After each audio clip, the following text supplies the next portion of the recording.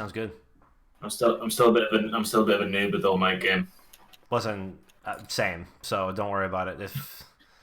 You're on the TikTok though, so you're learning. You're doing the renegade on TikTok now. I see you on there.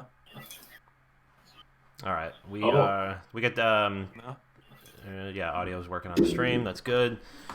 All right, I think we're ready to go. Let's just give people a couple minutes to get in here. Why is hashtag farting sound trending on Twitter? There's some weird trends on MySpace is trending right now. Does it make too. like a farting sound when you like hit the like or RT button? Oh, that's a good tweet.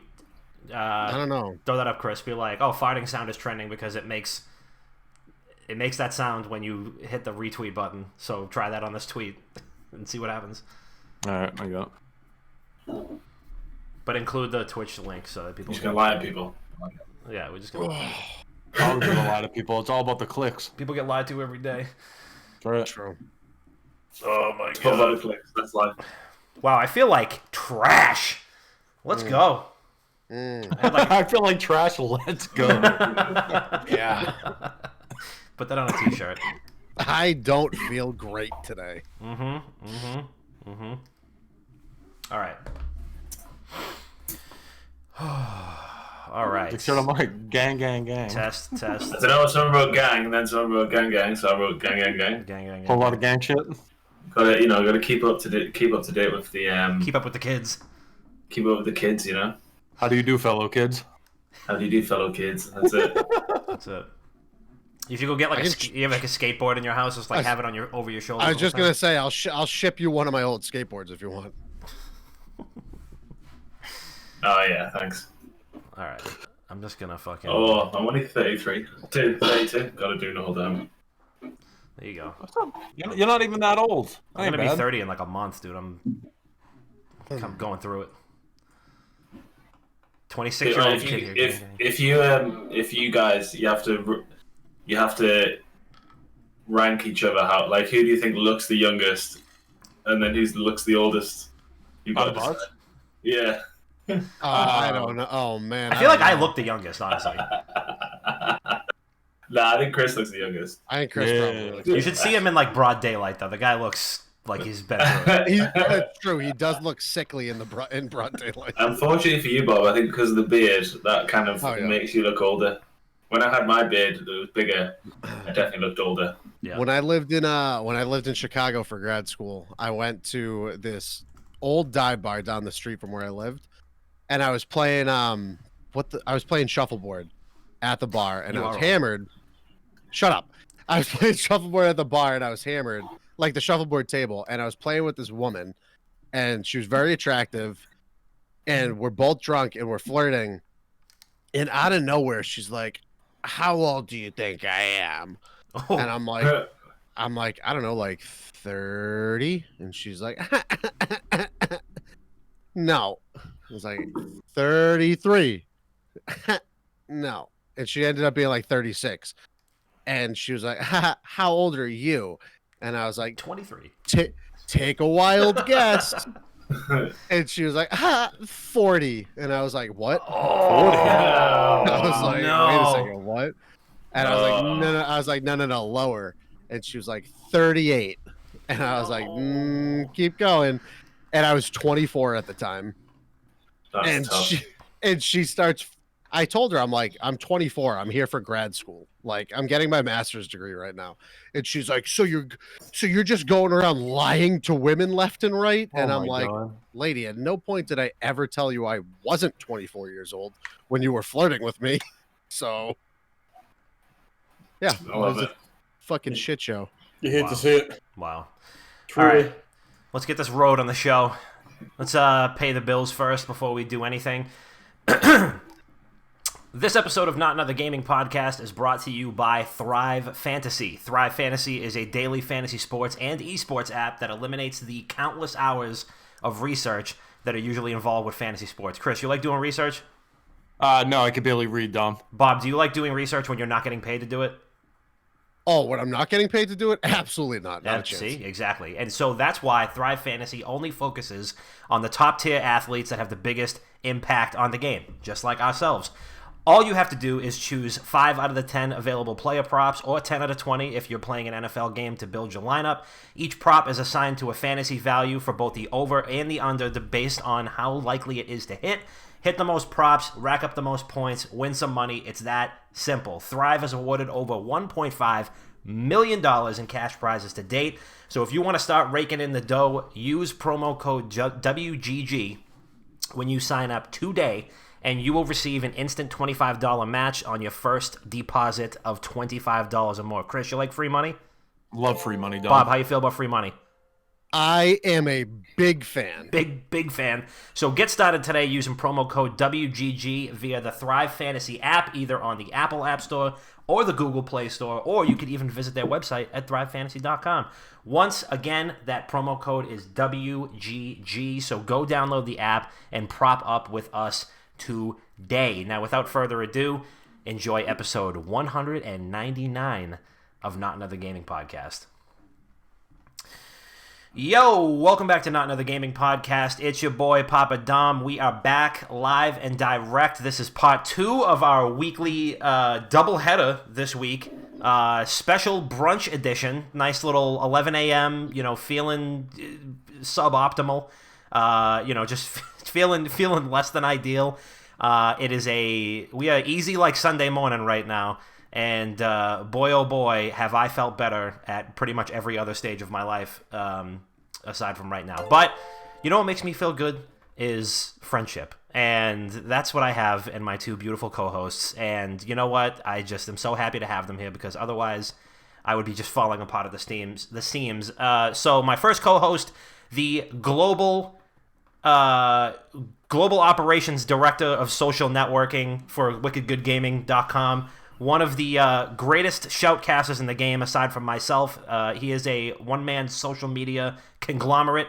The co-host who is tall and lanky and always up for a couple drankies, even at 11 a.m.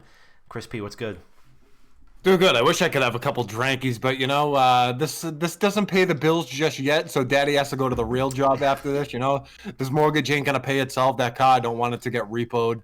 But I'm doing good. It's good to be up nice and early for a reason. I'm not laying in bed playing on my phone for 3 hours. It's your boy Chris P, the tallest and the lankiest. I'm happy to be here. Yeah.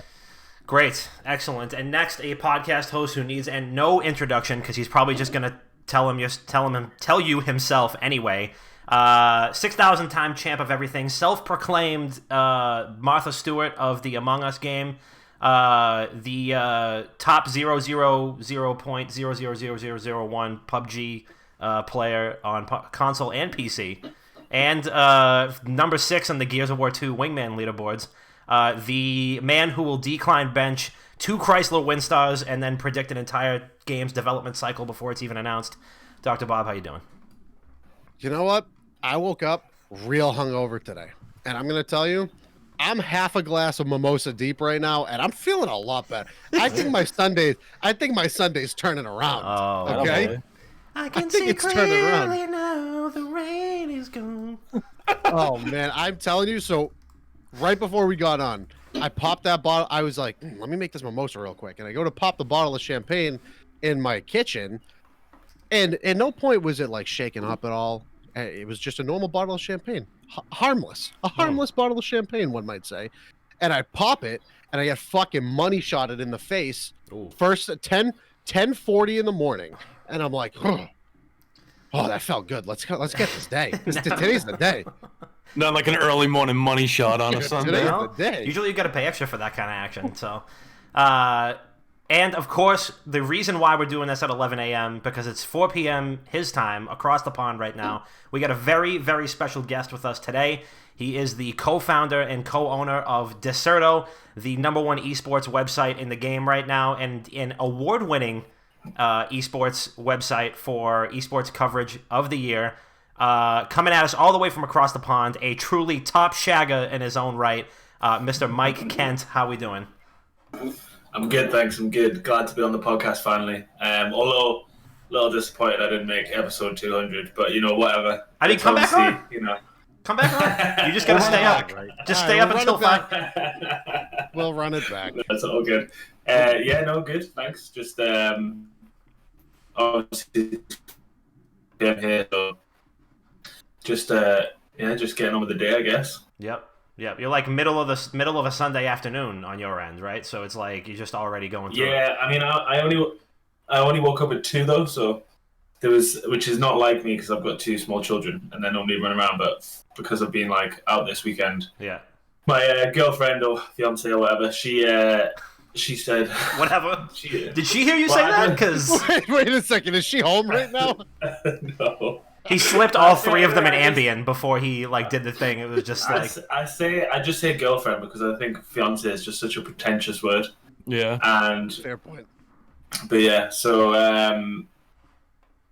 so she's for some reason being not like made me look after them today at all. Nice. Beautiful. So being able to sleep. So I'm gonna have to think of something nice to give her. So I think otherwise I'll be taking the piss. Yeah. It's. I mean, hey, listen. If that's the, if she's wants to take the reins today, and give you some time to be on the #1 podcast on the internet, then I mean, yeah, that's why you slip a ring on it, right? That's it. Yeah. Well, when I did slip the ring on her finger, it actually went viral on the internet. So I actually looked into that. True. Yeah. So what was that? Was that in Iceland? You said. In Iceland, yeah. So, it was about 5 years ago now, I think. But she, at least she got her proposal went viral. So. See, I think I'm on to you, Mike. I think I'm on to you for a second because you're a media guy. You're a co-founder of a huge esports coverage website. So I think you only proposed for the clicks. I think you wanted the clickbait. You wanted the headline. Yeah, I mean, it didn't go on Dexerto, but also I didn't even know the woman was there who took the photo. So she just came out of nowhere, which in a way is kind of creepy if you think about it. Yeah, just like people like extreme people watching. I don't know. Yeah, I mean, look, I'm really glad she took the photo. She was actually American who took it. Wow, so there you go. Shout out the Americans. Shout out America, yeah. Shout out to the Chase for the pick. Shout out to the creepy stalker Americans out in the UK. Shout out to American, the American who, that's the American way is that's the Patriot Act 101. Just watching everything you fucking do, even if you're not. Yeah. So while we're at it, since all of us are in awful condition right now, let's just jump right into a little weekend recap. Damn, son, where'd you find this? And even though this is going to be a tough one to navigate because now we did the weekend recap just a couple days ago, but we are amidst this weekend right now. So let's talk about how it's been so far. Friday and Saturday are behind us. Mike, what'd you get up to this weekend? Why was it that you woke up at 2 p.m. today? So on Friday, I went and met some friends who'd come up to play in a golf tournament. And nice. So then we were kind of hanging out until early hours of Saturday morning. Then Saturday morning got up, went and played golf. I didn't play golf personally. I'm not a golfer yet. I just drove the buggy around and basically drank the whole time, and then which was nice. And then we went back and had some dinner in where I live in Edinburgh, and then we went out again, and then ended up in the early hours in a dingy flat somewhere. One of those. Love that. One of those. Yeah. Wait, what time do places close out there? Like a bar or whatnot? What's the normal closing time? So it's changed because of coronavirus, but it used to be bars would be open anywhere between 1 and 3, and then club up until. But in Scotland anyway, it's only 3. But then for some reason in August they let everything open until 5. Yeah, 5. So, but in England, but in England you can get places can be open pretty much all night. So it just varies. Yeah. Why the fuck do we live here? Why the fuck do we live here? I'd be dead if I had access to a bar until 5 a.m. I'd die. When I found out some bars in Chicago stayed open till 5 a.m. The first night I found out that they stayed open till 5 a.m. Guess what time I got home? 5 a.m. 5:15. About 5:25. It was that bar I was telling you guys about with the shuffleboard and the woman thinking I was 40 years old. Yeah. I found out about this at that very same bar. That place was just not a great place for me. In hindsight, a lot of bad things happened to me there. Yeah. But one of the owners of the bar was like, "Hey, man, we're gonna head out to this other bar down the street," and I'm like, "Dude, it's 2:00." He's like, "Yeah, it stays open till 5." It's like, how is that even legal? I don't know. There's some old like what is it, grandparent rights or something shit like that. You got like grandfathered into it. Grandfathered in rights. Grandparent rights. Dude, it is Moron. It's 11:30 and I'm still drunk. Okay, and so we go, and we legitimately don't leave. The sun is coming up while we're still in the place, and I got home at 5:30, and then I slept for about 2 days, I think. Yeah, dude. I think like one of the most impressive like bar stories about when they closed was when we were in Nashville. I think it was like Dom. He asked the bartender, "It's like, yeah, what time do you close?" I'm like, I don't know. It depends how many people are in here. So it's like, oh, so you don't have a time that you close? He's like, no, we just decide when like late night rolls around and it depends how many people are left. I was like, all right, that's nuts. Yeah, we had like diminishing returns in Nashville because there's only so much booze you can fit into your body in like a 3-day span, and we were fucking pushing that limit. So like that Friday night, we were out until like 4:30, and then like that Saturday night it was like 2 a.m. And then the Sunday night, it was like midnight. We were back at the Airbnb. I was just like, I can't put anything else in my body. Like, I just feel fucking disgusting. I couldn't even stay upright. I was just like, ugh. So I want to do it again, though. I got to see if we can, I got to, like, go beat the high score. And when me and the wife were in London last year for our honeymoon, we ended up getting stuck there for a couple nights because we had a crazy, like, plane delay. And so we just figured, like, whatever, we'll make the most of it and, explore London for a day. And so we went out that night and, we're at, like, this little, like, cocktail bar and, we're just hanging out. And it's, like, 1 a.m.-ish and, like, just kind of, my wife was like, we should probably, like, finish these martinis and go. And I was like, I don't know, it doesn't feel like anybody's really going anywhere. Like, everybody's still here, like, settled in. And I asked the bartender, she came over and brought us another round, and I was like, what time do you guys close? And she was like, I don't know, like 3 a.m., but kind of not really. Like, we just, if people are still here, like, we'll hang out. And yeah. I'm like, what do you mean? What do you mean? She's like, yeah, as long as people are, like, still tipping and can still walk, then, we're here. So it all makes sense why Mikey Boy woke up at 2 today. Well, to be fair, like, here in the UK, quite often what will happen is, like, say you go out and then you'll always there's always an after party, always. Like, so there's always someone's house you go back to, like, and then it's just, a bit of carnage there. Like, someone always have, like, some crazy flat somewhere. So, and the amount of, like, places I've ended up is crazy, like, over the years. But that's just kind of normal, is that, once, especially most of the year in Edinburgh when everything closes at 3. Yeah. Then you're like, well, you don't want to go home yet. You might as well. So, yeah. Hey, listen, God forbid, casinos are good. They stay open pretty much all night. Yeah. As well. So, but in England, yeah, it's different. Like, there's a lot of places that'll be, basically 24 hours a day. So, gotta move there. But I think it's stupid that all the laws they have, though. It's like you have to close at 2 or 1 or whatever. Like, when I've been obviously all around the US for, well, not been in Boston, all around the US for, like, events and stuff, and it's ridiculous that, like, you'll be in Georgia and they don't serve alcohol past 12 on a Sunday. Because I'm like, what?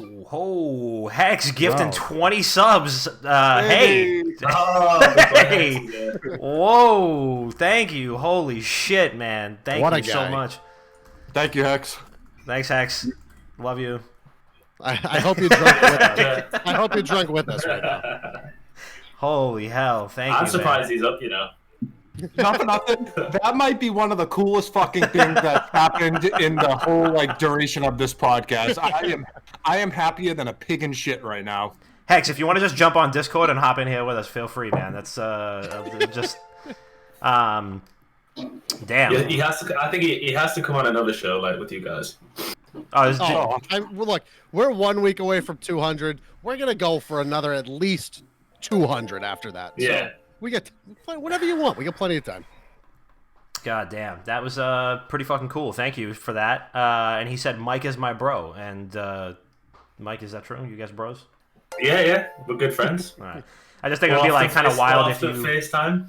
if you you know, came back and you were like, man, I don't know, I'm like not crazy about the guy, you know, I just That would have been something. He's asking for refunded subs and shit. Right. The only thing you got to get used to when you're friends with Hex is like you'll be in the middle of a conversation and then just suddenly he goes, right, I gotta go by, and then it's nothing. Like you'll be in the middle of saying, gotta go by. I don't know if someone else is more important than me, but it just seems to. I got used to it, and then my girlfriend overheard a call we'd had the other day, and she was like, wow, he went like really fast, and I was like, oh well, yeah, that's just what he does. It's just normal. That's him. That's actually not even fast. That's his normal speed. That's exactly the speed he operates. Sometimes he doesn't even say bye. Just says, wait, right, I'm out. Maybe he's on like the Batman vigilante level, where like something just fucking pops up and he's gotta go. Shit, I gotta go, guys. Yeah. Man, that's fucking crazy. That's crazy. Well, Chris, how was your weekend? What have you been My doing? weekend was good. I mean, unlike you guys, I was very responsible last night. I only probably had, I don't know, call it 10 drinks, mixing a couple waters in between. Pretty light. It was great. So it was beautiful. Last night I had the window open. There was some college football on. We had some basketball. Open up the window. It was like a brisk 50 degrees coming through the window. Had a candle lit, some country music in the background. Almost called my ex, but I didn't. So I bought some pumpkin beers. Actually, you guys will find this hilarious. So you know how they do the rim on the shipyard, right? Yeah. So it's like cinnamon, sugar, and syrup, or like maple syrup that they use to make it stick, or like simple syrup. I went to go get maple syrup out of my cabinet. It expired last April. I didn't know maple syrup expired. How's that? It was April 19th, 2019 that the maple syrup expired. You need fucking That'll help. be fine. You need help. Somebody please... If, like, we going to get sponsored by, like, maybe, like, live-in nanny services or something that can, like, just please help Chris organize his fucking pantry and throw out expired shit. I mean, for like, the sake of science, I tried it. It tasted fine, but at the same time, God. I didn't want to be sick. I knew Top Shag and Mike Kent was on the podcast. I didn't want to be sick for it. So, I was like, I'll hold off. I'll just have it without. Makes sense. So I went raw on the Shipyard Pumpkinheads. But it was good. I mean, as for what I've been playing, I was in a Warzone kill race yesterday. I am terrible, boys. My lord, was I so bad. Granted, I haven't played in like 3 weeks. Yeah, you were. First of all, Bob, you're an asshole. I would never come into a stream when you were like in a tournament and be like, you're so fucking bad at this game. You're terrible. Like, sub me in. Chris, I've been in tournaments that you just didn't watch. Yeah. No, I watch all your stuff. No, that's fucking. No, you know what's crazy about this? I'm a good friend out here supporting my pal in any way except for verbally. Okay, verbally, I'm gonna break you down, but I'll watch. That is true. That is true. I mean, that's how real friends are. Yeah, exactly. That is actually very true about Bob, though. Like, he will support you in any way, I'll support you, but not verbally. Oh no! If I see you do something fucking stupid, I'm gonna tell you. I respect that, though. I respect that because there's a lot of people that will be like they'll fucking, like say, oh, hey, bud, like, let me know, like, when you do your next thing, and I'll be there, and, like, then they won't. But I would rather you just not support me verbally and just fucking be there. You know what I mean? So, in his defense, at one point, he was like, all right, boys, you got this. Spoiler alert, we did not have it. You didn't. I knew at that point. I knew at that point you didn't have it. So I figured, let me just help a little bit. Bro, Bambi was high as a kite. He admitted it yesterday. He was like, dude, I could barely see the screen. I was like, all right, like that's great. But my weekend was good. Enjoyed a couple beers. Played some Call of Duty. But all in all, really good weekend. Glad to be back on a Sunday with you guys. Who hasn't talked about that weekend? Bob, have you talked about yours? Bert and me. Oh, I've been drunk. Been drunk. Had done been drunk. Girlfriend stayed over Friday night. We caught up on Lovecraft Country. Show is fucking chef's kiss. If you haven't watched it and you have the time, please watch Lovecraft Country. Fucking incredible. It doesn't sound good. Really? Lovecraft Country sounds like some sort of like weird like arts and crafts show mixed with No. It's all fictional sci-fi, like middle America, like all focused around Black lives in Chicago, with also this huge overarching like Lovecraftian horror sci-fi story behind it, and it's beautifully done. I fucking love it. But I guess if you're not into like Lovecraft horror, you probably won't enjoy it. I don't know. I still think I still think it's really. I'm not really a sci-fi guy, so I don't think so. I'm into rom-coms. Would I like it? No. What do you mean? No, it's not. It's so far removed from a rom-com. It's like the exact opposite. It's like instead of romantic comedy, it's like horror, misery. Hey, Chris. Yes. Chris, what's your favorite rom-com then? I wouldn't consider The Notebook a rom-com, but that's my favorite movie of all time. Big The Notebook guy. Oh, okay. No, but people forget. I mean, McAdams was cheating the whole time. I mean, I look back in the past and I was like, damn, like that ain't right. But I mean, I'm a sucker for like romantic movies. I'm a helpless romantic. I like getting a nice grown man crying on a hungover Sunday. There's nothing like it. I mean, the weather's getting cold right now. I might just watch Love Actually today. Oh, you gotta watch Silver Linings Playbook. That's the only one that matters. Crazy Stupid loves them. Everyone knows Crazy Stupid loves the best rom-com. All right, that's up there too. It's a good one. That was a really. Are you a Love Actually guy, Mike? I've seen it. I wouldn't say I'm a Love Actually guy, as in like not buzzing to watch it. All right. Yeah, but I mean, although there's a few little raunchy scenes in there, some tidy birds, Oh, yeah, it's nice. And then when the dude shows up with like the cue cards on the girl's doorstep, that's creepy. I think. Mike, that's romance, brother. That's romance. That's his fucking best friend's girl. What's he doing? Exactly. Yeah, what if the dude got up off the couch and was like, "Oh, I ordered pizza," and then he comes around with a fucking crowbar because he found out that his buddy's got fucking poster board that's saying "You're perfect" to his wife. Yes, I mean that's gonna be awkward forever now. It's like you coming around the corner with a steel chair and fucking putting it over that dude's forehead. Just have a wank and put the cardboard board. You know what I mean? Just chill out. Yeah, JJO. Post-nut clarity. I couldn't even speak. Post-nut clarity. Post-nut clarity. That's right. He would be, he'd be like, why did I do that? Why did I go around and show basically just why did you just? So Would you? Dude, one more thing, just because like a big story arc in that movie is I think is it Charlie, the kid who is he's the British kid, and he's like, I'm not getting laid, like I'm not finding girls in England because like England girls are all stuck up, and like I'm gonna go to America and I'm gonna like my accent is just gonna kill as soon as I get over there, and then he ends up having like a fivesome, with all these girls, like the very like typical like late 90s early 2000s looking chicks. So is that a commonly held belief across the pond? Like if I went over to America, I would just slay, or? Yeah, I think so, because it's true. Like every time I've been in the US, I've been in a relationship, so I've not been able to do anything. But like girls are definitely way more like keen because of your accent, 100%. Well, what about when you reverse it? If you just tweak a little bit to make it. When I was what? Well, I was gonna say, what if you reverse it? What if 3 drunk Boston assholes with real thick Boston accents went to the UK? Would they just tell us, "Hey, you guys are gross, go away"? Yeah. I'm not moving there anymore. That was I mean, I feel like everywhere I've been, like internationally, like for the most part, people have recognized the accent. And it's like, oh, you guys do talk like that, like in the movies. And I'm like, well... But the thing about Boston, well, not many people, I don't know how many people know this, but in the UK anyway. But like, Boston at least has an accent. You guys actually have like a specific twang, whatever the word is. Yeah. Whereas like, you speak, there's some other places, because like in the UK, you can literally go like 2 miles and the accent will change.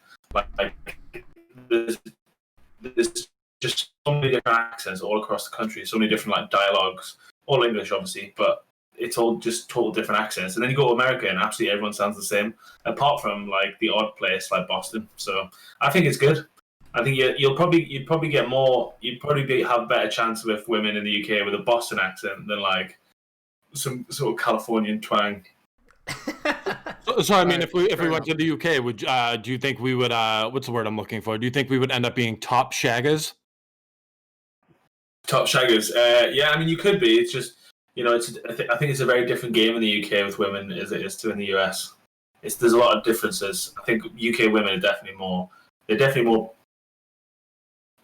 Not prudent. I don't know what the word is. No, they're just they're probably a bit more standoff, a bit more like, you know, they're not as like happy and smiley. I don't think.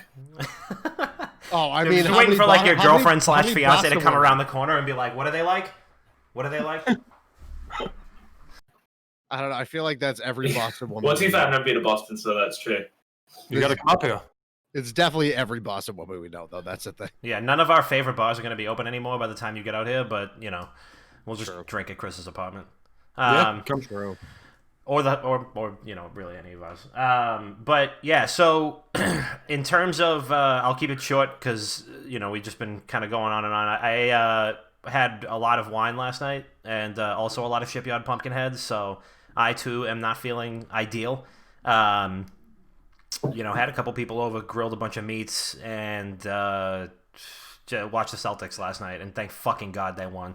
Mm-hmm. So yeah, let's go Celtics. But I can't listen to any like Rick Ross or DJ Khaled because I can't support Miami in any way during the Celtics series. I did this with the Raptors series where I did not listen to any Drake for the entirety of that 7-game series. So I just can't do it. But afterwards, I will. You know, I'll go back to it, but I fucking love Rick Ross, so I hate that I have to boycott right now, but let's fucking go Celtics. All right, let's get right into it. So there's been a lot of discourse over the weekend. I noticed that SBMM was trending yesterday, and you know, if you don't like, I guess if you're not in like the gaming sphere, you might think that that's some sort of like sexual bondage related topic, but as it turns out, that is not a thing. Bob, I saw that you chimed in on it.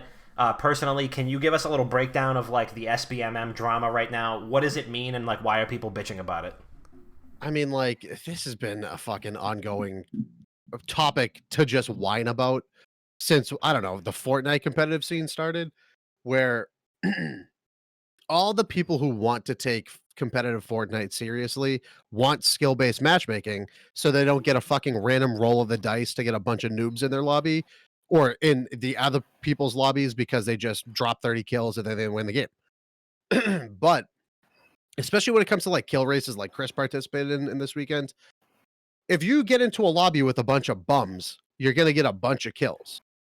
When you have skill-based matchmaking, it maintains an integrity of a lobby where everybody is all around the same skill level, thus creating a better environment for people to improve at the game. The problem is people don't want that.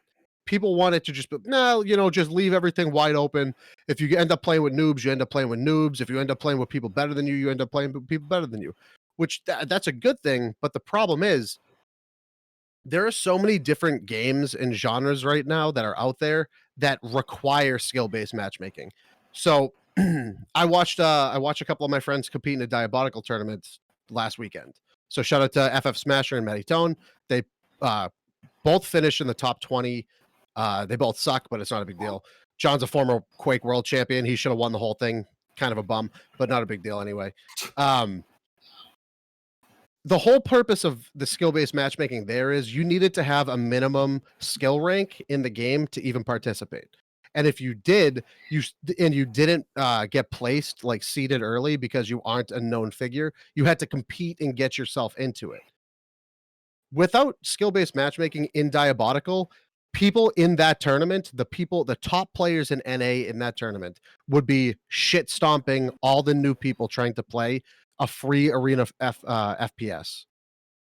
You can't have that. You need to be able to separate the better people from the newcomers, because when you have new people coming to your game, you don't want to push them away.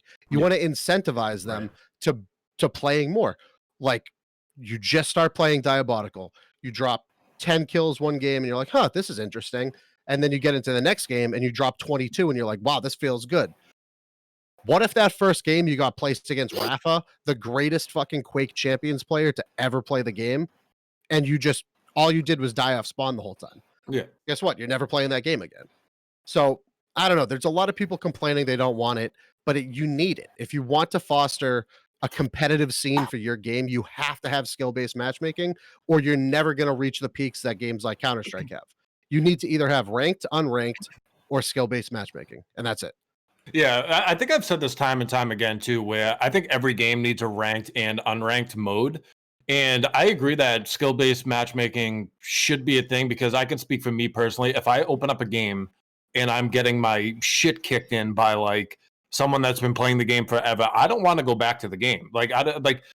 But here's like the line in the middle, right? If I feel like I'm really bad, I'm gonna try harder. But if I feel like I can never get ahead to any extent, I don't want to play that. I want to feel like I at least have a shot playing, which is where having ranked and unranked comes in because you know that when you're playing Valorant, right? If you go into unranked, you're not really trying as hard as you would if you were playing ranked. Because when you're playing ranked, you have the ability to level up and kind of have that badge on you saying like, okay, I'm immortal, or like anything like that, where like I've hit the top level, so I'm in the top caliber of the game. You're always going to run into people that are quote unquote sweating when they play. It's a video game. You want to be good. It's like playing a pickup basketball game and trying to miss shots intentionally. You're never going to do that. So I agree that it should be a thing, but I just find it funny how like everything kind of unfolded this weekend with the Black Ops Cold War Alpha and how like the whole copy pasta started. I don't know, Mike, if you know this, but it might have been, I don't know if it was Pomage that started the copy pasta, but there was Frosty, wasn't it? Was it Frosty? Of course it was fucking Frosty. But it was if you like skill based. I think it was Frosty. I think I remember someone saying it. Yeah, I would not put it past Frosty. Okay. Yeah. But the tweet was, if you like skill-based matchmaking, SBMM, in video games, that says a lot about you. You have no drive, no confidence, no resilience, and no work ethic, and probably won't make it anywhere in life. I mean, if you want to talk about a tweet to get people fired up, that's it. Like, I tweeted it out, and someone responded, like, very upset over it. I'm like, dude, just copy and paste it into the Twitter search bar. Like, just look it up. Like, do a little research. But it's funny how those copy pastas take over the internet. But, I mean, I see why SBMM should be a thing. I can see why people get irritated over it, but you're not going to please everyone. It's for the longevity of the game. It's to make sure people are happy playing the game. But you can write it on my grave. I think ranked and unranked should be in every video game, especially obviously multiplayer. Yeah. And it has to be fucking true ranked and unranked because, like, even with games like Destiny 2, where they, like, fucking fundamentally changed the nature of PvP in that game because... Granted, they have like they don't really have like a ranked and unranked playlist. They have like kind of sweaty and really sweaty playlists. And like that is the fucking worst because it's so hard to get good at the game. There's like they're not getting matched with people who are your skill level. You're just getting matched with people who are like just trying to complete some bounties here and there, and then people who are actually like really trying to grind their rank in the game.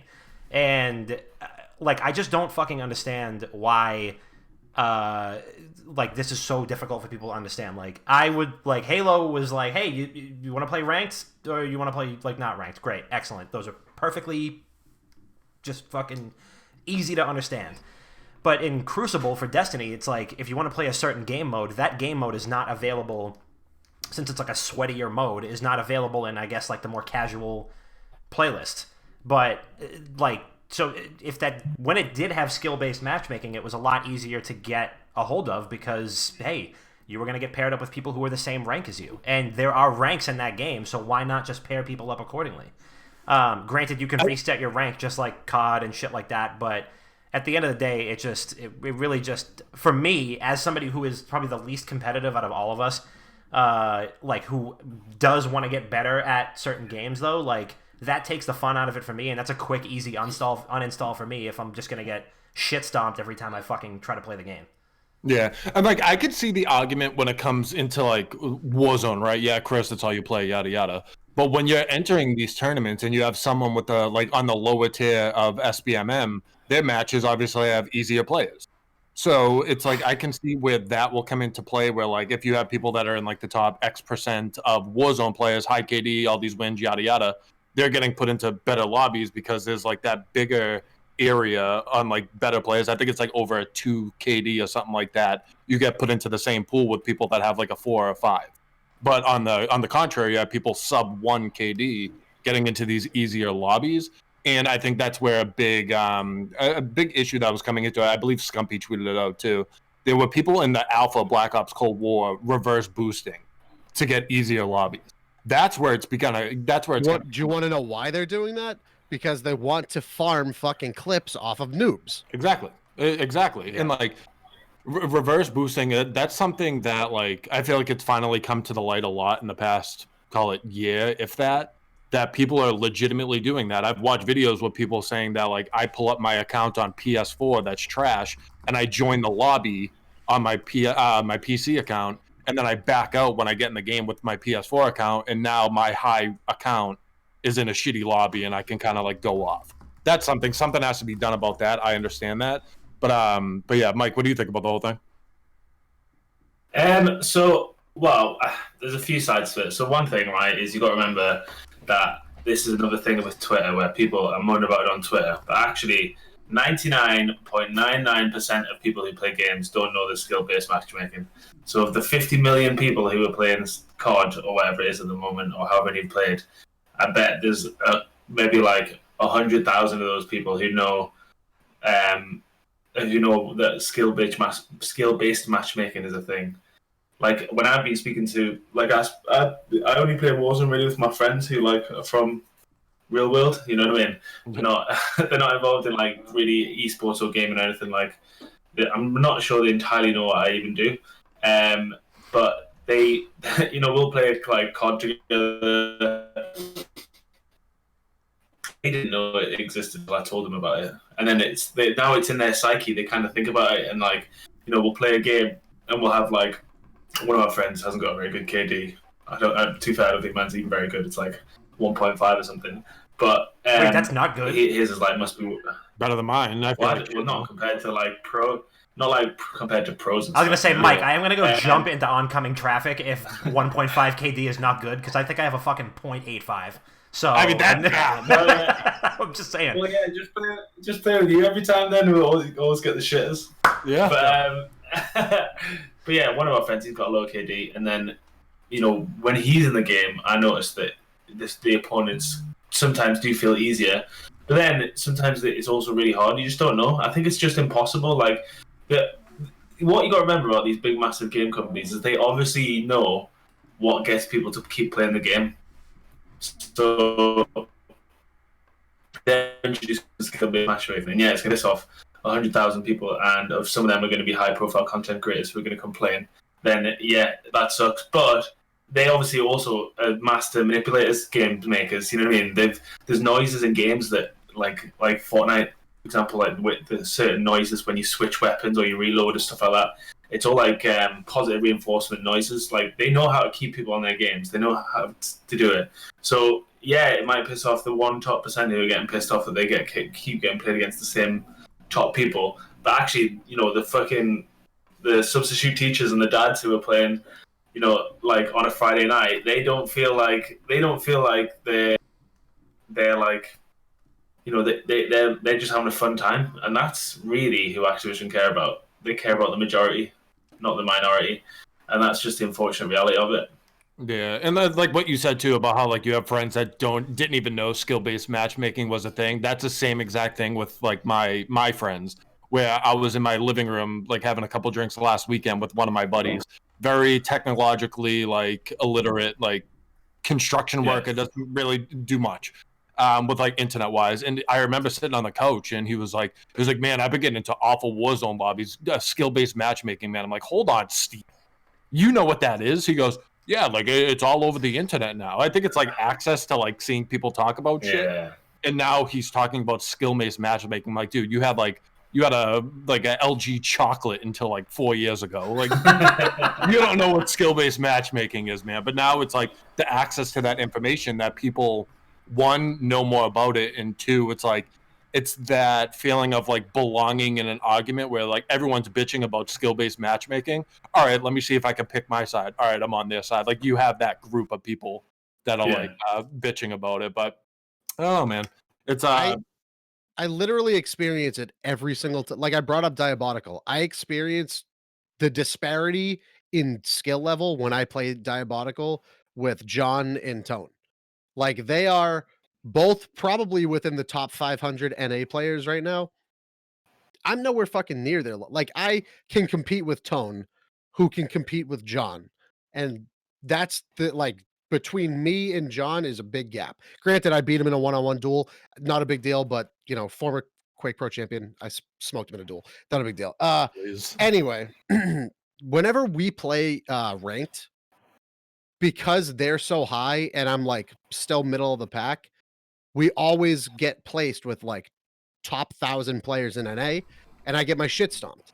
I can compete most of the time, but some games I just get stomped. I spawn, I immediately die, and then whenever they get off, if I go and play at my own level, that's when I start stomping on people my own level. So there's not only is it there to like separate the casual and the hardcore player bases, but it also is there to help improve people who want to get better. When you're playing against people who are better than you, that's how you improve at a game. You don't improve by shit stomping on people that don't know what they're doing. So do you think there should be more tiers to SBMM? So like lower and then like kind of creep your way Nobody up? even knows what the tiers are, though. That's true. It's all, Very true. everything's veil. It's all behind a fucking veil. We have no idea what it is. It's all hidden MMR. It's all SR rankings. Like everything could go into. For example, Valorant, like Riot could release a fact sheet of everything you do in the game that reflects your hidden MMR. If you get a kill, it goes up 2 points. If you get an assist, it goes up 1 point. If you die, it goes down half a point. If you plant the bomb, it goes up half a point. If you get a first blood, it goes up a point. But we still wouldn't know. Like it's still so vague because it could like there's so many different things that could happen in any given round. Yeah, and I think that's for the best actually too. Like if you knew exactly what you had to do to kind of increase your skill-based matchmaking, I feel like that would take the fun out of a lot and people would know exactly what to do to like get to those lower tiers and stuff like that. So I think keeping it vague might be the best way to go about it.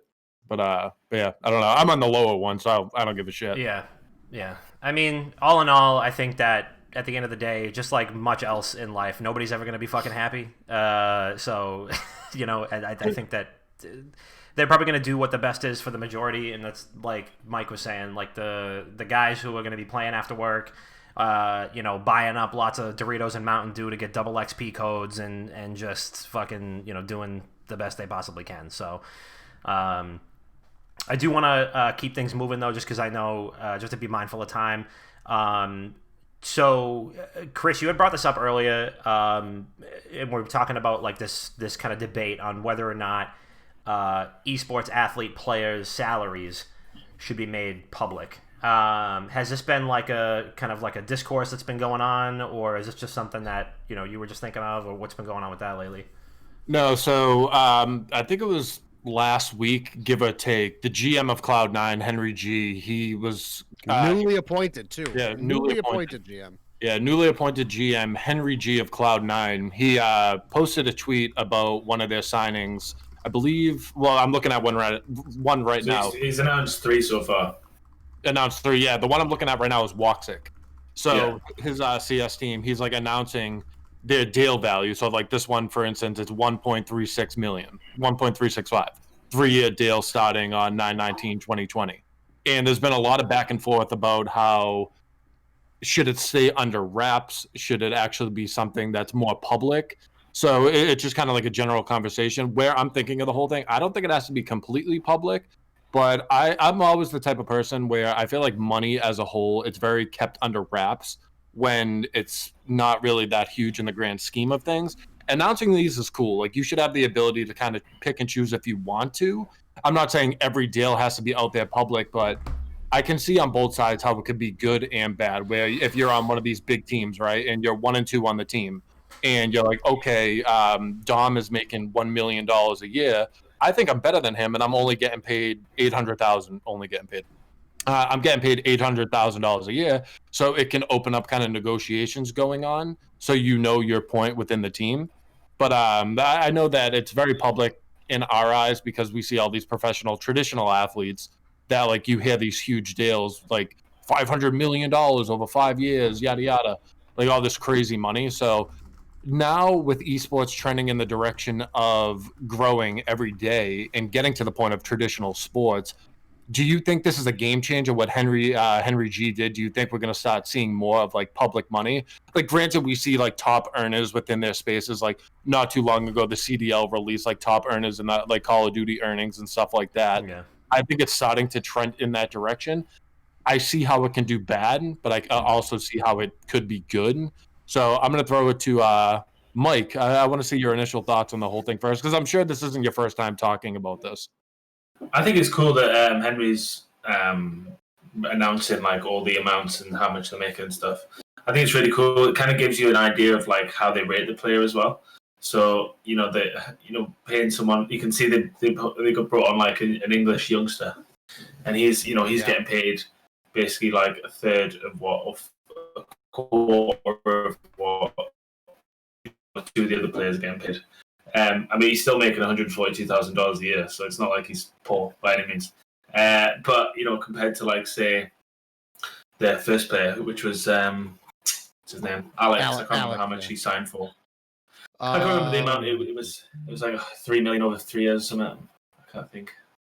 Something like that. Anyway, I mean, that's a huge deal for Counter-Strike. I mean, he's also like the big brain prodigy from France for Counter-Strike. Yeah, and he's English as well. He's a bit of both. Yeah. But so I think it's cool. Like, I think it's cool to see it. I think it provides more storylines. It's more to analyze. Like, people think. I think, well, and obviously I'm looking at this from a media perspective, but I think that people don't realize, and this is something Henry G does realize, is that if you need people talking about your team in whatever way you can. So if you have and storylines and stuff like that. So if you have like an announcement, like they've not announced it all at once, which is cool. They're announcing it bit by bit. They're announcing how much, and I think that's just. It creates more storylines, it creates more analysis, because then, when it does get to the stage where there's more people analysing content like you would in traditional sports, you can be going, oh, this guy's getting paid this much, and this guy's getting paid this much, blah, blah, blah. Like, I think, and you can't bring that player in because he can't go over the money limit or whatever, or this is obviously how much they value him because they've paid this much. And I think that's what's important. Like, if you look at the CDL, I think it's the perfect opportunity to do it. Now, players have to get paid a minimum of $50,000 a year, and there's obviously quite a few last year that did do that. But it would be cool to understand exactly how much each person on the team is getting paid, and then to see how that people slot in. So I know, for example, that Clayster, he took a pay cut when he joined Empire, because obviously they had so many high-profile people on there like Krim, who were obviously getting a lot of money, people like Hook, etc. So he had to take a pay cut to fit in with the amount, like the salary cap. So I want to see that. I want to understand the breakdown, so it can be like, oh, cool. Like, let's see, this guy's taking a pay cut to join the team. That's a fucking amazing storyline. That kind of shows like, then when he wins and he vindicates himself. And kind of shows that he's proved himself and won whatever, then it's like, oh wow, that's amazing. Like, I don't like all the secrecy and stuff, and there's like rumors of how much people are getting paid, and like there's a bunch of CDL players that I know were on like $150,000 plus, and they were just subs that didn't play a game all season. And it's like, it's crazy that isn't public, because it just creates storylines, it creates narrative, gets more people talking about it. Like, instead of just being like, oh, they picked up that person, they're like, oh wow, did they see they picked up they picked up Papa Dom and they're paying him $10. You know what I mean? Like that's $10.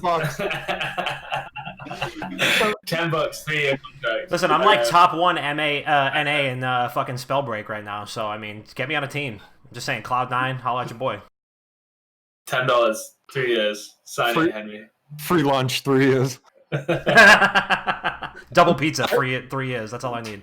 Like, with putting it public too, I think it helps esports as a whole, because if you're not in the industry or like you don't follow it, you have no idea even like a ballpark of what these people are making. So with growth on like seeing that these people are making 6-figure salaries plus ad deals plus whatever they're streaming, making like that, I think that helps from like an advertising standpoint, where people want to get involved because they know like the eyes are there, the money's there. And then as a whole, it brings more like, it brings in a different audience, right? Because look at like the older people now, they're like, oh, video games, like they can't be making that much. Granted, there's anomalies to the whole thing, like these big time streamers and stuff like that, and these like super pros.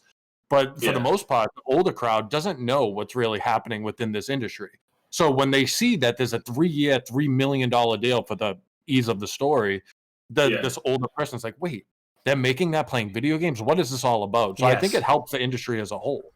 That's exactly... Sorry, go ahead. Again. Well, you guys go ahead. No, I was just going to say, like, that's exactly from my perspective, like, as somebody who doesn't know, like, the ins and outs of, like, the whole, you know, like, the politics and stuff, like, behind the scenes with esports and stuff like that, like, just from an outside perspective, that's exactly what I was going to say, which is this is going to add even more, not that esports needs that much more, like, legitimacy, because it really is, I mean, an incredibly legit and incredibly exciting and incredibly profitable and lucrative industry, but this is just going to continue to get more eyeballs on it, where you're going to see on the ESPN ticker, like, Cloud9 signs Papa Dom to a $17 deal for 3 years, you know, and that's going to catch somebody's eye, and they're going to go, holy shit, like, people are really getting paid. You know, like, that type of stuff is, like, the shit you talk about in, like, a barbershop, or, like, you talk about at your buddy's house, like, oh, fuck, did you see how much, you know, like, Huntsman signed this kid for, like, he's only 19, you know, and this, that, and the third, or, like, man, I can't believe they paid this guy that much, you know, he's, like, 35, and he's the oldest guy in the CDL, like, I don't know who the oldest guy in the CDL is. It's Clayster, isn't it? Is it? How old is he? He's 27, I think. That's also just an interesting thing that, like, that's a topic for another day, but I would love to, at one point, talk about, like, how old, like, esports athletes are going to be able to get. Like, when are we going to be, like... RPK on Vitality, I think, is 32.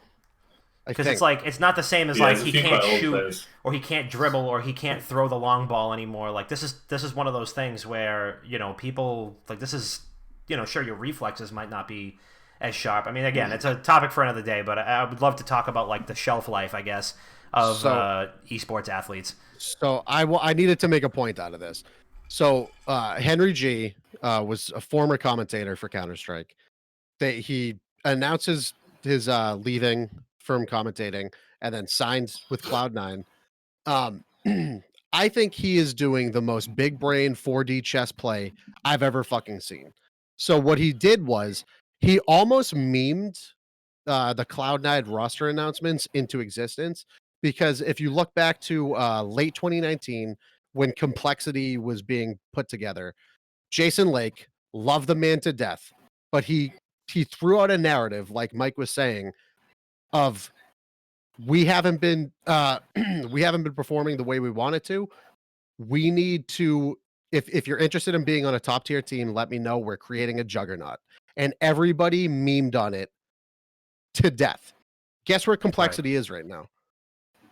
Where are they? They're number 3. They're ranked number 3 on HLTV right now. Complexity, which came together late 2019, didn't do anything in late 2019, came into Blast Premier League and stomped the number 1 Astralis first match of the Pro League. Okay? That's exactly what they did. It started off as a meme, and now it turned into a fucking success story. So Henry G saw that, and he said, fuck it, I'm going to do the same thing. He took to Twitter. He said he made a joke out of it. He said, if you're fed up with your contract right now, let us know. We'll get you out of it. We're making a Colossus, not a juggernaut, a Colossus. And people were laughing at it and making a joke about it. But guess what? People were fucking talking about it. He comes out of nowhere, and he's now pioneering. He's pioneering the way that Counter-Strike is going to go in the future. He signs Alex, who just left Vitality. He was taking time off because there was too much travel. Signs Alex, the big brain IGL from Vitality. I think they were ranked number 2 at the time when he stepped down. He's their IGL, and he's signed to a $1.65 million contract for a 3-year deal. I don't think Cloud9's had a contract like that since 2018 or 2015. After that, he signs a relatively unknown British rifler named Mezzi, who came from Gamer Legion. Gamer Legion, like tier 2, tier 3 at best when it comes to the competitive scene. However, the kid shines when he needs to. And Henry saw that, and he wanted to make a statement saying, we want to show off some British talent, so we're signing this guy. He got signed, I think it was like $460,000 3-year contract, and he got bought out of his previous Gamer Legion contract.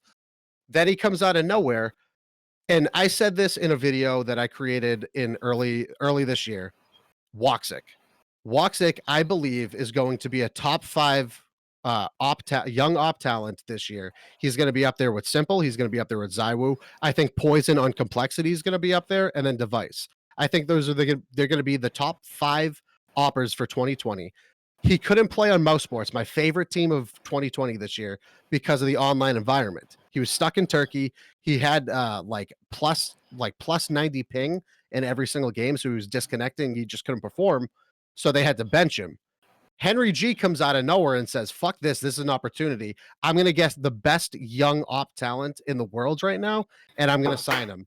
And he signed to like a $1.65 million contract too, or something like that. Crazy. I think what he is doing right now, he is pioneering the way for the future of Counter-Strike. I think it's amazing. I think what he's doing is incredible. And I think the moves he's making and the pieces he's putting together around this Cloud9 roster it's going to be the best performance that we've ever seen from them. Yeah, I agree with that. And it'll trickle down into different esports too. I mean, but that's the thing, right? I know people won't be open to it. I know some people will. So it's going to be like to each his own. Whoever wants to actually show it and what owners want to show what their team's making. It's going to be because I don't know if it's necessarily mandatory for like traditional professional sports.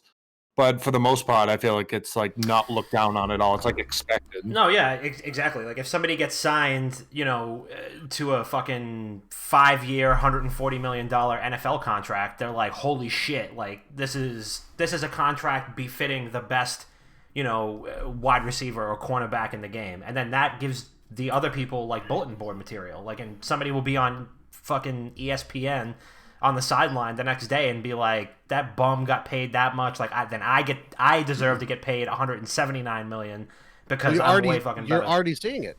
Seeing it. Alex was in a top 5 team. Woxic was in a top 10 team. They both signed $1.5 million contracts. Mezzi came from a tier 3 team. He signed for about $500,000. Like you see that difference already. Yeah. Top tier teams are signing for higher. Mid-tier teams are signing for lower. However, when you sign from a mid-tier team to a Cloud9's a major winning NA team. The only major winning NA team. It's huge for somebody coming from the tier 3 scene. And he'll take that 1/3 pay cut. He doesn't give a shit because he knows he has an opportunity here. Yeah. I like what Mike said too, though, about like, yeah, you like hearing about these big contracts, but I personally love hearing about people that take pay cuts because they just want to win. I mean, we have a quarterback we used to have a quarterback that did that for years.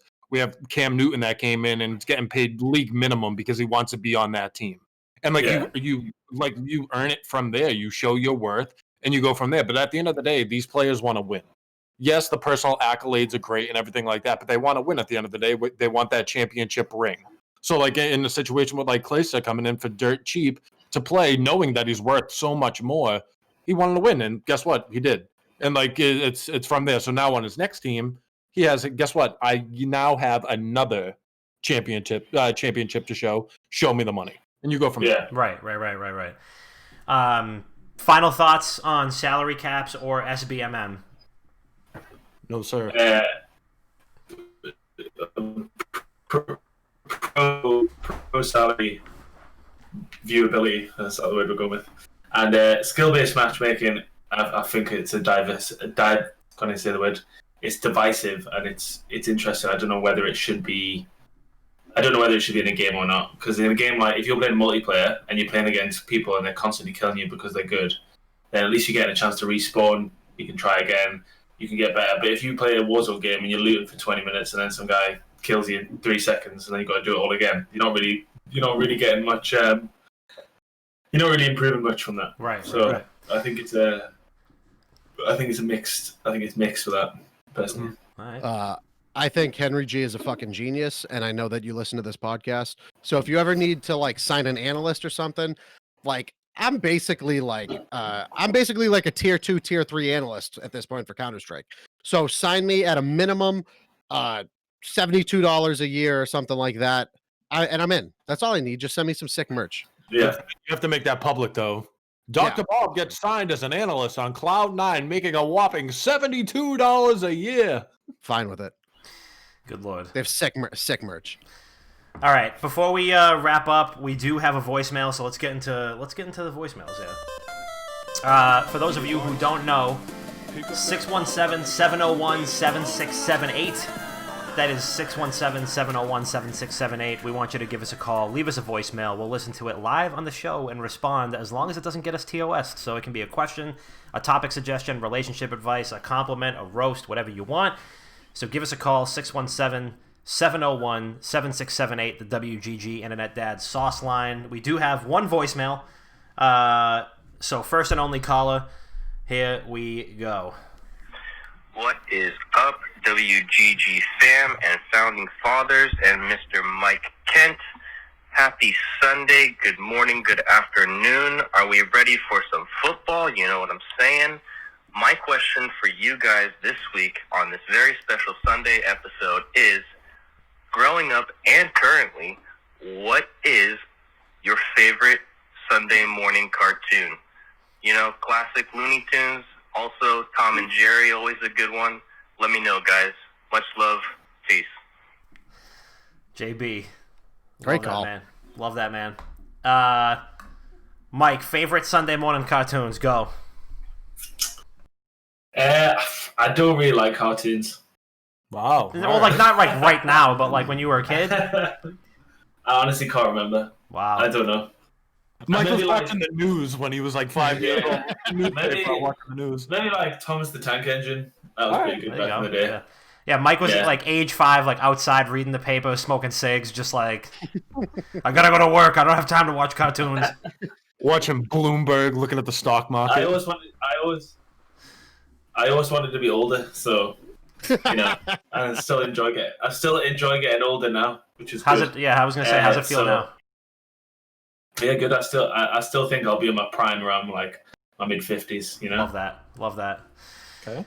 So I peaked at 14. Yeah, I'm declining rapidly. I'm gonna start taking loads of steroids though, and then I'll just be I'll be like that jacked old man. You know, that kind of guy. Yeah, there you go. Yeah, see. So I mean, you might as well once you get to like your mid-40s, 50s. Why wouldn't you take steroids? Yeah. Like, you know what I mean? Look at Joe Rogan; he's hench as fuck. Oh, like, wait, what was that word? Hench? Hench. What does that mean? Like jacked, yeah. Nice. I like to think I'm pretty hench myself. I mean, Chris, come on. I was a big Beyblade guy. Ooh. Loved watching Beyblade. Probably one of my favorite shows of all time. Of course, you got to throw in like Pokemon, stuff like that. But like what I can remember realistically, like growing up, I have to go with the OG SpongeBob. Every episode of SpongeBob was phenomenal. It had like a very like undertone of adult jokes and stuff, like the panty raid. First of all, when you're 10 years old, you're not going to realize what a panty raid is. And they were doing that in SpongeBob. And then the episode when they all start swearing for the first time, it was great. Like, I can still watch SpongeBob now and still die laughing. Side note, I'm currently watching Trailer Park Boys for the 5th time through. One of the best shows of all time. If you haven't watched it, please watch it. But like OG, I remember sitting down on a Sunday morning. I got to go with Beyblade. I used to get fired up. I used to have my own Beyblade, my own little arena, letting it rip in my living room. It was great. Good times. For me, yeah, I mean, like, we were probably the prime age, like, demographic for Pokemon when that came out, so Pokemon was the big one on, like, Saturday mornings.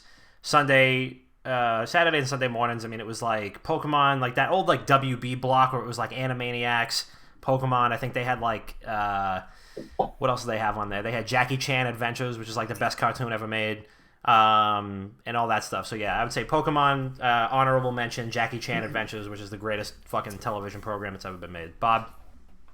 I was always big on the Teenage Mutant Ninja Turtles, and then every one of the ripoffs of Teenage Mutant Ninja Turtles. Like Biker Mice from Mars and like Street Sharks, Gargoyles, everything that followed the same formula of TMNT, but with a different, like with sharks or with stone gargoyles that come to life at night.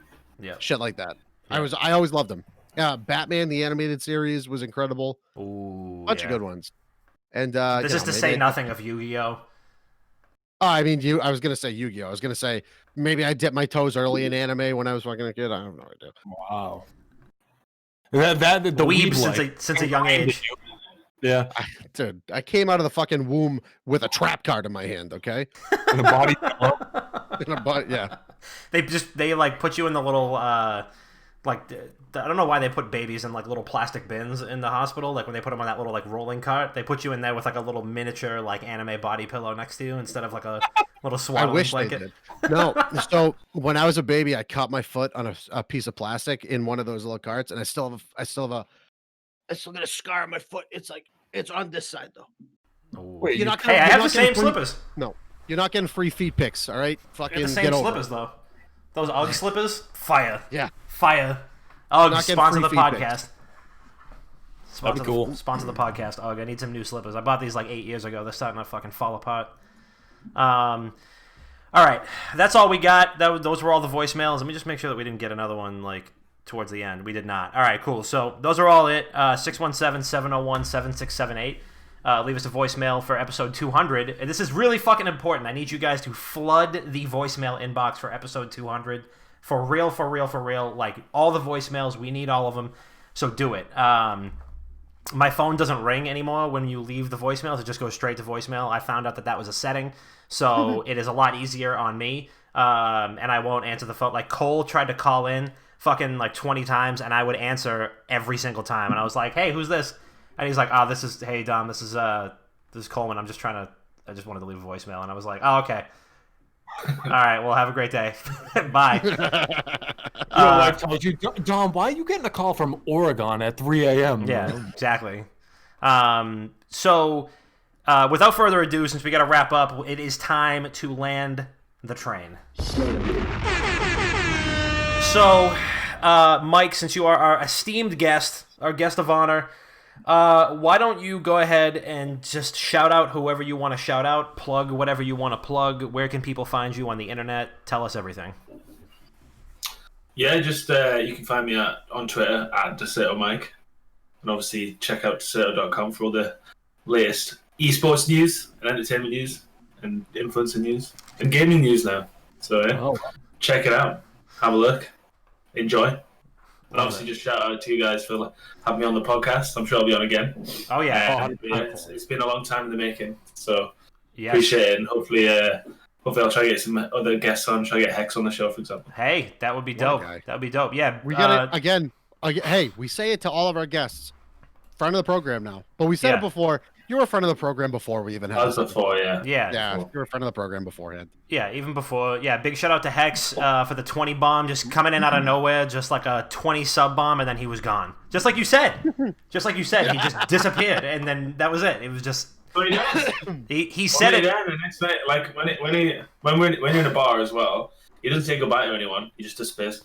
So it's called the Irish goodbye where we're from. So you'll be talking to him, you're like, oh, back in a minute, and I'm like, all right, and then you're just chilling around, and you're like, oh wow, it's been like an hour. Where's Hex gone? And then he just leaves. That's what he does. Do they call that an Irish goodbye, like on that side of the pond too, or do they call it something like just a goodbye? Just call it fucking off. He just fucked off, though. But yeah, big shout out to Mike. Obviously, I mean, you probably know what Dexerto is already, but go check that out if you don't. Dexerto. Dexerto. Make sure you go. That video is funny. I like that. You could have that like the front page of Dexerto, like just. Well, we've been I think we're gonna do like a montage of like everyone getting it wrong. So I might include I'll probably end up including that in it as well. Because it's like the amount of people that say Dexerto, Dexerto, like Dexerto. I was speaking to this guy. And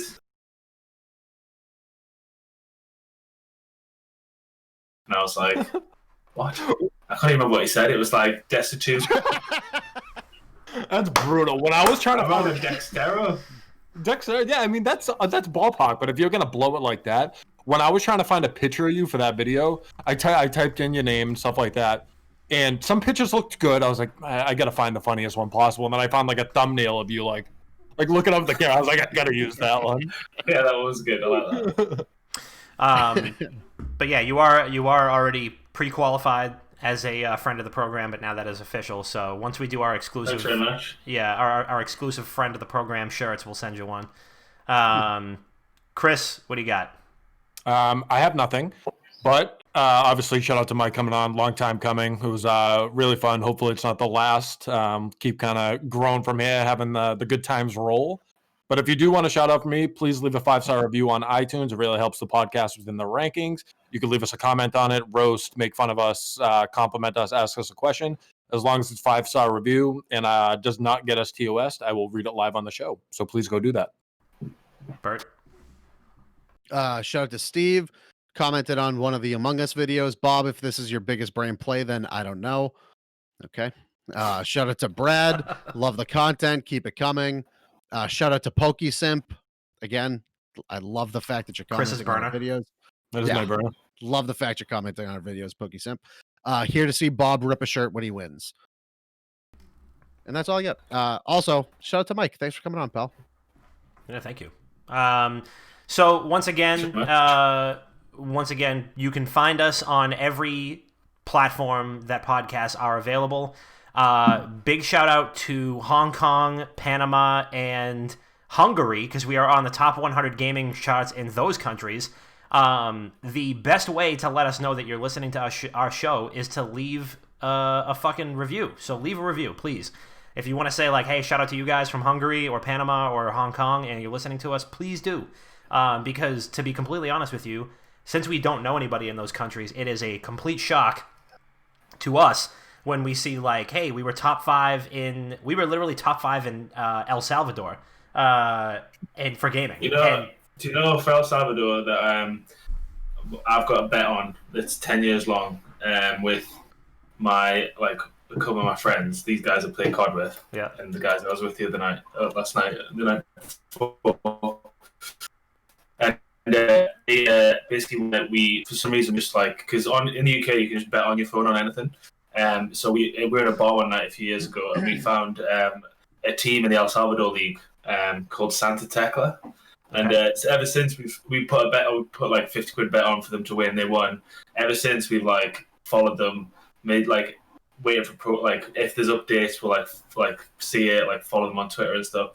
So I eventually made a bet that I would, me and one of my friends, we call him Ecto because he's an ectomorph body shape. We're gonna go to El Salvador, but if I don't do it within the next 10 years, then I'll lose £20. So hey, I've got to get there. All right. Hey, listen, I mean, field trip. trip. Any El Salvadorians listening, hook me up. That's right. Oh my God! When we finally do our WGG convention, we're just gonna host in El Salvador, and we're gonna have Mike come as a guest. We all win. That's it. Sick. Yeah, exactly. SigCon 2025. I mean, it's a little dangerous. It's a little dangerous. It's like the murder capital of the world. But apart from that, it's fine. They have great taste in gaming podcasts, though. So we'll go to a private island just off of El Salvador. Well, Mike, you have bodyguards, right? You could just bring them. Well, I mean, not really. I mean, no. My small children are the bodyguards. That's true. But big shout out to everybody. You can find us on Spotify, Apple Podcasts, Google Play Music, Stitcher, TuneIn Radio, Overcast, Radio.com, iHeartRadio, Amazon Podcasts, and literally everywhere else that fine podcasts are available on the internet. So, Mike, big shout out to you. Thank you so much for joining us. This episode of the podcast is episode 199. So if you're listening to this right now, I don't know if we're going to make this go live on Monday or on Friday as usual. But episode 200 is going to be next week, the 1st, October 1st. You boys we're taking a fucking week off. Taking a week off. Time in 3 years. Yeah, literally. We're taking a Thursday off for the first time in 3 years. So since we're pre-recording this week's episode, it is going to go live. Let's just say it goes live on Friday just so we don't fuck up our own shit. So you can watch the VOD on Twitch. That's why you need to subscribe to us. Steal your girlfriend's Amazon Prime or fiance if you call her a fiance, or steal her Amazon Prime and subscribe to us on Twitch because it'll be free. But yeah, otherwise the pre-recorded version will go up on Friday the 25th as per usual, and then on the 1st of October we are going to have episode 200, and we got lots of surprises in store for you. So stay tuned for that. Otherwise, you know where to find us. You know where to leave the voicemails. You know that your internet dads are always here for you. We love you so much, and we will see you next time for episode 200. Have a great weekend. Wow.